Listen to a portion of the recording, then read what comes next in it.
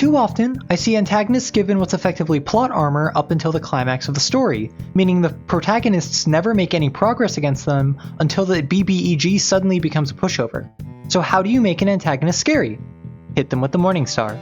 In Castlevania Season 1, a vampire hunter gets this awesome whip called the Morningstar, which basically one-shots every vampire he comes across. Even high-level generals who have lived for centuries with their own special techniques and powers, the Morningstar explodes them in a righteous fireball.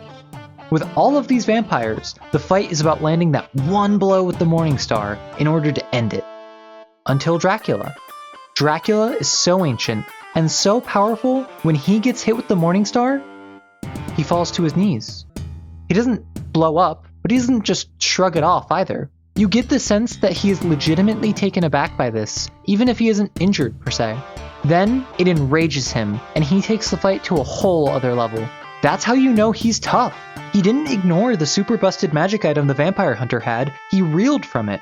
But in being knocked down when other notable vampires were eradicated, it demonstrates how powerful Dracula is without diminishing the power of the Morningstar. Or, in TTRPG terms, it doesn't make the player feel less cool. Any random boss can have immunity to radiant damage from a magic item just so the DM can put the paladin in their place. The storyteller can just decide an Elder Ventru underwent the Heart of Stone ritual centuries ago, rendering them immune to stakes. But that's not fun, is it? The paladin's player won't think, whoa, that's a tough enemy. They'll be annoyed that they can't do their cool thing.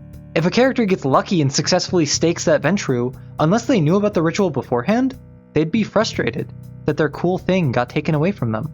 This is partially a matter of managing player expectations, but it's equally a matter of working within those expectations.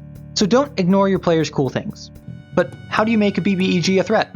If we're talking mechanics, I'd say have them survive things lesser enemies couldn't. That doesn't mean make them a bullet sponge. What it means is tailor their defenses to the party without negating their cool special abilities. If one character is a pyromancer, for instance, don't make the BBEG immune to fire. Give them counters to fire, have them spread their minions out to avoid AoEs, have them react intelligently to knowing what the party is capable of. Call reinforcements, retreat, utilize terrain and traps. I promise, an enemy acting tactically will frighten a party more than just ignoring a character's abilities. Doubly so if this contrasts with tactically simple encounters leading up to it. However, folks sleep on what narrative framing can do for an encounter. It doesn't matter how tough the mechanics of a fight are if the players are all collectively on the edge of their seats over the stakes involved.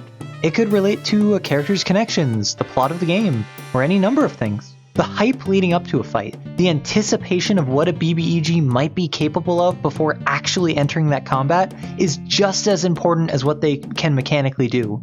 In my experience, even more so.